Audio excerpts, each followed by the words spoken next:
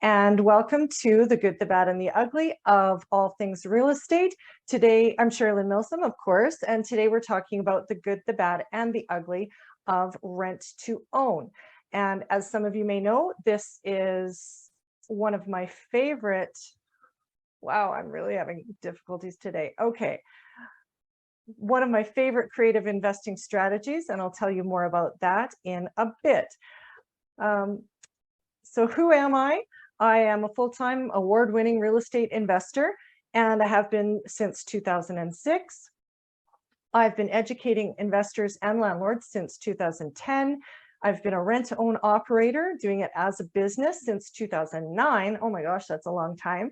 And rent-to-own has really catapulted my real estate investing business to amazing heights. In fact, my corporation, it's a multi-million-dollar corporation for real estate investing, and there is zero of my own money, big zero of my own money in that corporation. It's all as a result of creative investing strategies such as rent to own, where I take the profits from rent to own and other strategies, and then buy long-term income producing real estate investments, and it's fantastic. All right, on with the show. Oh, and I'm the creator of the rent-to-own cash cow formula. So just a bit of housekeeping. If you're on Zoom, you can type your questions into the comments box or wait until question period and ask them on Zoom. If you're on Facebook, I'm not liking Facebook today, so I won't see your comments right away, but I will try to get them. And because I'm in the wrong place to be watching the feed for the comments. All right, there we go. And if you are asking on Zoom, make sure you mute your mic outside of question period, and make sure to like and follow my Facebook page, which is Sherilyn Milsom's Real Estate Insights. And if you sign up to join our mailing list, then you'll be the first to know about awesome chats like this one. So first, we'll start with the bad side of real estate rent to own, and you are selling an income producing asset. Now that's great if that's your plan. If this is a property you have, it's underperforming, you want to exit this property and you're using rent to own for it, fantastic. But if you're doing rent to own as a business where you're getting properties and then turning them around with rent to own, you're only holding that asset for on average 2 years. So you're going through all the same work of buying the property, getting the mortgage, getting it all set up, doing all of this, and you're only going to maintain the asset for 2 years. That also means that you're not enjoying 25 years of the tenant paying down your mortgage, which is the biggest and best profit center of rent to own, of real estate investing. So do you really want to buy an income producing asset just to sell it 2 years later? You will eventually hit a mortgage wall, most likely. Strangely enough, I haven't yet, and I'll talk about that more on the good side.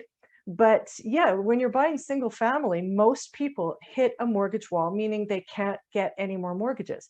So then you've either got to have your money partner qualify for the mortgage, or you can't buy any more properties. So do you really want to spend all of your mortgage room, all of your available properties and available mortgages on these short-term deals that are only going to be in your portfolio for about 2 or 3 years?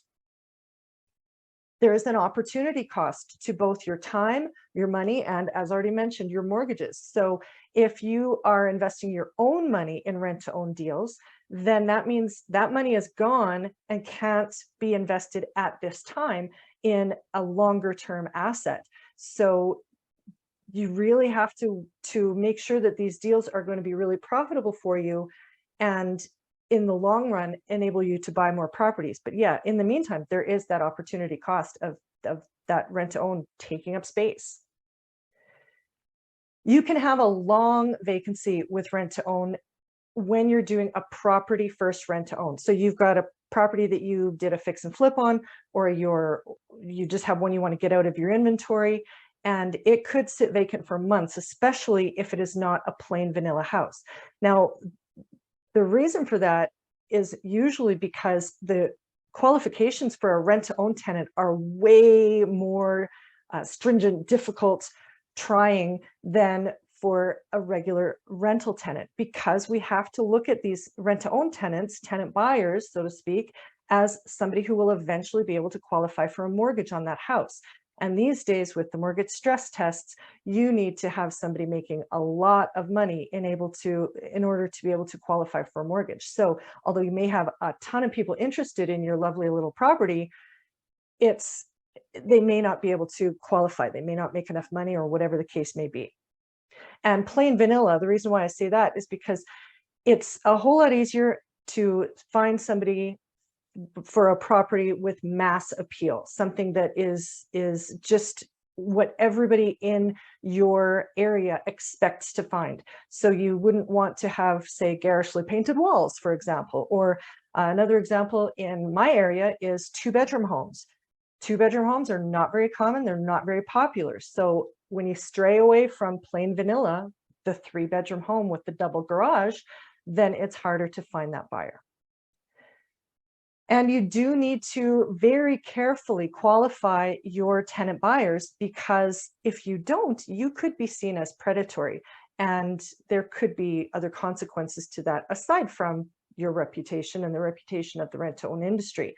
So we really want to make sure that we're only bringing in people who we are fairly certain are going to be able to qualify for a mortgage when the time comes.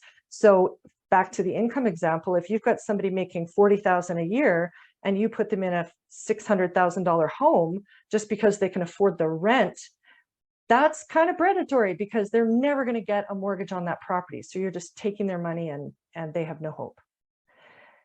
The tenant may need some hand-holding, and that could be for credit improvement if they have a few things they need to work on. Remember, it took a long time for those bad habits to build and to damage the credit. It's also going to take a long time for the bad habits to be fixed. That's why I prefer working with people who don't need credit improvement. They just need time for those old mistakes to pop off the report. They also may need hand-holding when it comes to down payment. And that's why it's always preferable to make sure that in your rent-own deal, you have the future down payment money, which is now option money, option to purchase fees, option consideration, that's coming into your program and being held by you to make sure that in the end, they have at least the bank's minimum down payment. Mortgage qualification rules change all the time. As we all know, the stress test made it difficult for a lot of people to qualify for mortgages. Changes like that happen, and that means the tenant buyer that would have been able to buy the property now can't. So you need to be very cautious, err on the side of caution, leave a lot of wiggle room in your qualifications to make sure as best you can that that person will be able to qualify even if some rules change a bit. And likewise, interest rates can skyrocket as well. I wouldn't call these rates today skyrocketing, because I mean, the first house I bought, I think our rate was 7.2 or 7.6. It was 7 point something anyway. So we still haven't seen rates skyrocket. But when people are used to paying 0.5% or 1%, and now it's 5%, they think of that as skyrocketing. And what can happen is, or what does happen, is that the house is less affordable. You need to be able to make more money in order to be able to buy that house. So again, very cautious in your qualification. When the time comes for the tenant buyer to buy the property, the appraisal may come back low, and you will have difficulty with getting that property sold for that same price. So you may need to either renew the deal in order for the value to have time to catch up to the price, or you might need to adjust your price down. And if the rent to own fails, well, then you're looking at getting the house back. And there are several complications with that. One of them is, are you having to evict? So if the rent to own fails, it's often because of job loss or divorce. Those are the two most common reasons why the rent to own fails. In most cases, the tenants are disappointed, but they're not angry. So it's usually fine to move on from that, and they abandon the rent to own, they walk away, and you move on usually. But you could have a case where somebody is being a little more difficult. And eviction is always more complicated once you have that option to purchase, because anytime that there's any perceived interest in land, which an option to purchase agreement kind of does seem to indicate an interest in land. So depending on how everything's worded, if the option is mentioned at your tenancy tribunal, it could get kicked up to the Court of King's Bench. It still feels weird to say that, just because there is a perceived interest in land. And of course, you need to prepare the house for resale. When somebody has lived in it for several years trying to do a rent to own, often you get it back and you're trying to sell it again rather than just find another tenant. So you want it to be polished. So often you'll need to repaint, or at least do some repainting. New flooring is a possibility. So that's always going to cost money. And so yeah, when you get a property back into your inventory, you may need to put down $10,000, $15,000, or even more to get it spruced up. And a lot of these properties, especially if it's a tenant first, where the tenant goes out to pick the property, you buy it, you do the rent to own, a lot of those are not going to cash flow well as a regular rental, because rent to own is, there's an extra expense as compared to buying just right off the bat. I can go buy a house. If you have to do a rent to own, it costs you more. So as a tenant buyer, you're paying a premium to be able to get into a home this way, which is good because you get to get into a home, but you want to make sure that that home is something you're going to be happy with for a long time. So those homes are usually a little bit nicer than what your typical cash flowing rental property is going to be. And you could end up with a disappointed joint venture partner because perhaps the deal needs to renew, whether the appraisal was low, or maybe you need to find a new tenant buyer, and maybe you need a cash call to do those renovations for the prep for sale. There's all kinds of reasons why the deal could take longer and cost a bit more, and therefore reduce the ROI for the investor. Oh, and back to that, one thing with real estate, when you're talking about long-term holds, is time heals all wounds. When you're talking about short-term, like rent to own, there is no time. It's a 2-year deal. It's got to be executed properly and efficiently and effectively. And no, time does not heal all wounds. Now the ugly. Money makes people crazy. You may have already known that. So if there's a tenant buyer who, let's say job loss or divorce, the two main examples, and they're facing the possibility of having to walk away from the rent to own, meaning they also are walking away from their, let's say, $30,000 option payment, that's a lot of money. That's a lot of crazy potentially. So yeah, it can be really difficult if you are needing to keep that money, which by the contracts you are allowed to do that. And that is usually used to prepare and market the property for sale. It's kept as liquidated damages, not as penalty. Now, in a lot of cases, what we've done is we've been able to refund some of their money after we've got a new deal going, and we realize, okay, yeah, we didn't really need all of that, and we've been able to refund some of their money, which is really nice. But that's not always the case. And yeah, money makes people crazy. Your tenant could fight the eviction.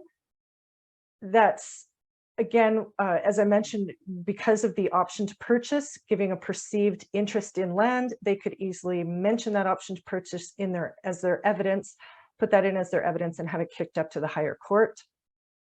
So just complications.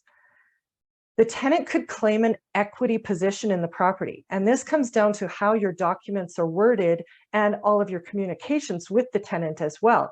So you have to be really careful that it's very clear that the tenant has an option to purchase but has no equity no buyer's rights, nothing, no equity position in the property. The tenant may claim unfair treatment or some sort of fraud or unethical business dealings, and it could be completely fabricated, and they can still claim it and just cause you a lot of headaches. It can happen. You can have a house trashed by that bitter tenant buyer who's losing that $40,000 or $30,000. Now, in my experience, have any of these happened to me? Actually, yes. The tenant claims unfair treatment.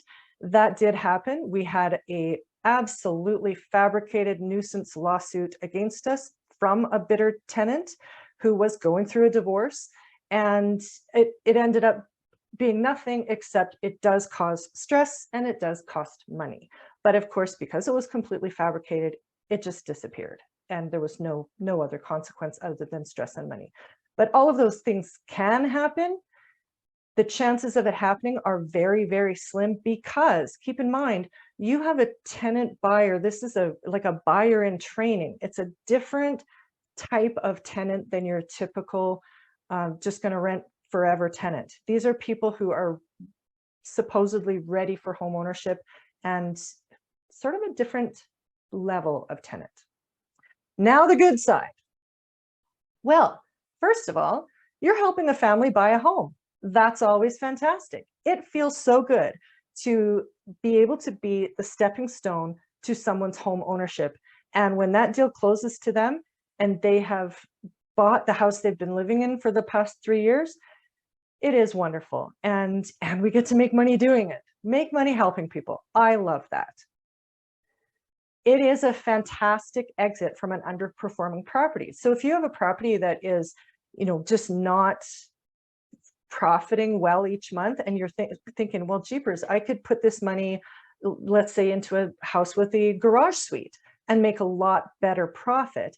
Well, this is a great way to get rid of that underperforming property and still maximize your profit on the property, because you can easily get $50,000 to $100,000 more by selling using rent to own as compared to the conventional way. And you're getting that mortgage pay down, but that's a huge part of it. The mortgage pay down over those couple of years, you're saving realtors' fees. There's all kinds of ways that you can make more money. And you also get some option money from that tenant buyer, so you get to cash out on a little bit of the equity you have in the property. Property first, where you're exiting a property, can work in any market. And even if the market is declining a little bit, it still can work, because you are getting that extra mortgage pay down. You're not having to discount to find a buyer, which is usually what happens when you are in a declining market or a flat market, and you're saving realtors' fees. So it can work better than conventional sale, even in a falling market. It's an excellent addition to a fix and flip. So you've got your flip. If you sell it right now, let's say you would make $50,000. That's fantastic. But if you add the rent to own portion to it, now you're going to make an extra $50,000 or $100,000 by holding it for those couple of extra years. And the wonderful thing about that is that home buyers and tenant buyers love a freshly renovated home. So you will probably have way less vacancy while you're trying to find that right tenant buyer. It's a pretty little package. Investors love rent to own because it's all predetermined. You have basically a pro forma of the life of the investment, saying, here's what we anticipate selling it for, it's in the contract, here's what we're supposed to be selling it for, here's what the expenses and the income will be, and the sale date is estimated to be 2 years, and so here's your pretty little package with your ROI being fantastic. And the money partner, incidentally, on all of our deals, they were getting over 20% on anticipated on every deal was over 20%. And we have a really high success rate. So in most cases, yes, the rent to own joint venture money partners were getting a 20% plus return on their investment per year. It is active income, so that's taxed better than passive income. So it's just nice to pay less taxes. And your returns are quick. As far as real estate investing goes, it's a very short time horizon. It's a, relatively speaking, really short hold. So you're getting your full return in, let's say, 2 years, instead of waiting, 20 years to really have any money in your pocket on a regular rental. And then, as I mentioned, what I do with those profits is I take all of my rent to own profits and other creative profits and then flip them into long-term holds in real estate, residential real estate. And it's just a fantastic way to get some quick money to fund your real estate portfolio. And the best part, at least I think so, we had joint venture partners for our rent to owns. Everybody makes money, everybody's happy. And then all of that money means that I can buy more properties in my corporation without joint venture partners. So it's 100% held by us.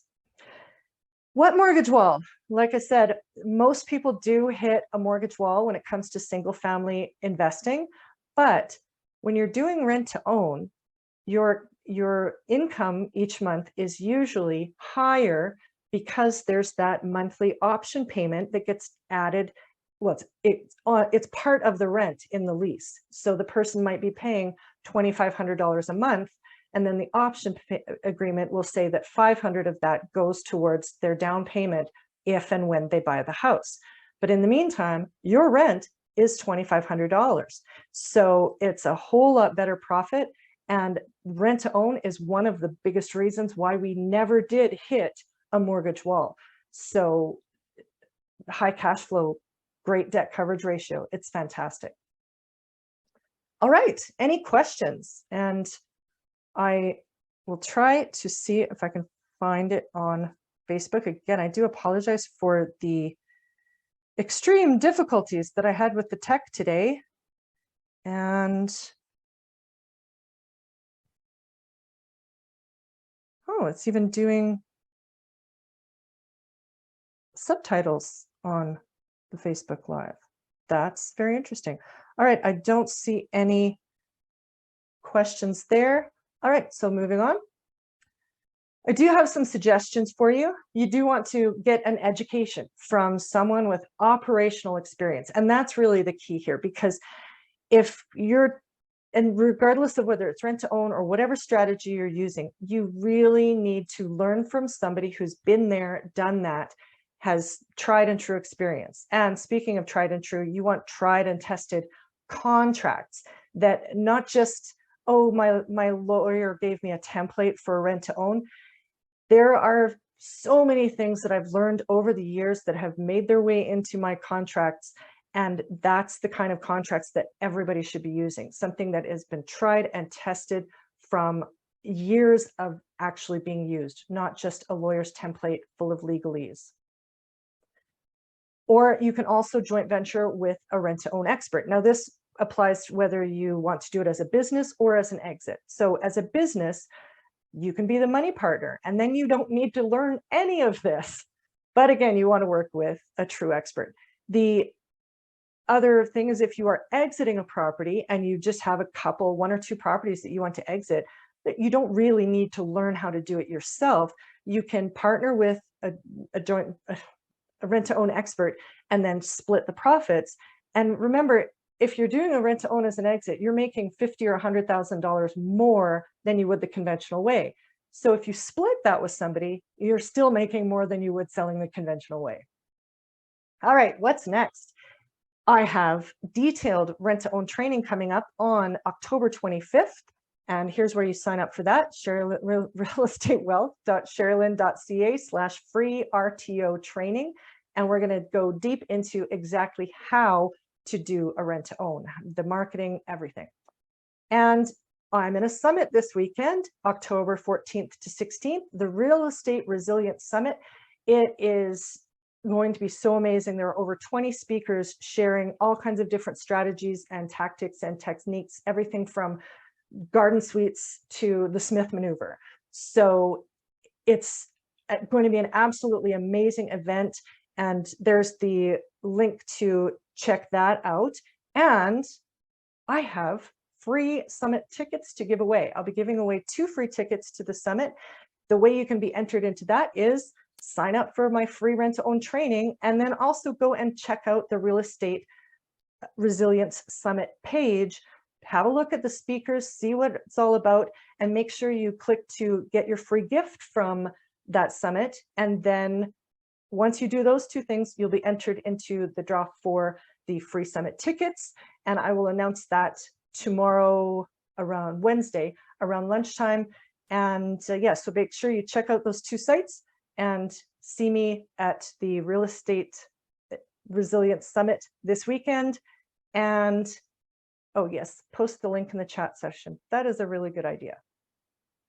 Except I can't do that right now. It'll be on my Facebook page as well.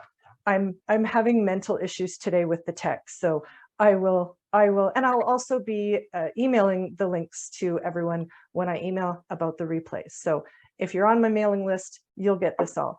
All right, any other questions? Facebook, good. You have questions on rent to own. What question do you have? I'd be happy to.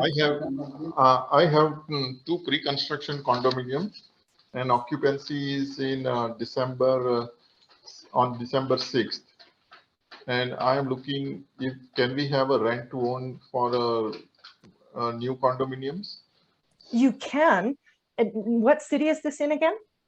This is in Kitchener, just opposite Google office. Okay. Kitchener would probably work really well for a rent to own for a condo. And the reason I was asking is because in some locations here in Edmonton, condos are not as popular. It's really hard to find a buyer, let alone a rent to own buyer. But in places like Kitchener, where condos are very popular places to live, then yes, it could be done. And absolutely, a rent to own can be done on a brand new property. Yeah. So if I want to, so can you provide me some kind of a proposition that we can work together and have some kind of a deal Sure. processing it? Sure. What we can do is, if you want to email me, so I'm guessing you're on my mailing list because you're on the Zoom call, so you got the link. So if you want to email me, once I send out the replay for this broadcast, then you can reply to that email and we can chat more about your specific situation. Okay. And also, can you provide the deck for this presentation, if that's okay? The slide deck? Yeah. Absolutely, I can do that. Yeah. And should I provide you my phone number so then we can talk if you are? Yeah, when you email me, then we'll start a more personal discussion. Don't want to do that over Facebook. No, I can send it right now. Okay, perfect. Okay. Great. Okay, so remember to check out my Facebook page, Sherilyn Milsom's Insight and Innovation. Oh, just one second. There we go. And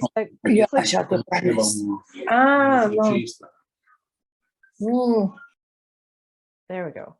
Sorry about that. And to click sign up on the Facebook banner to be the first to know about all kinds of different sessions such as this. But yeah, more importantly, check out the free rent to own training and the summit, and I hope to see you there. All right, thanks everyone.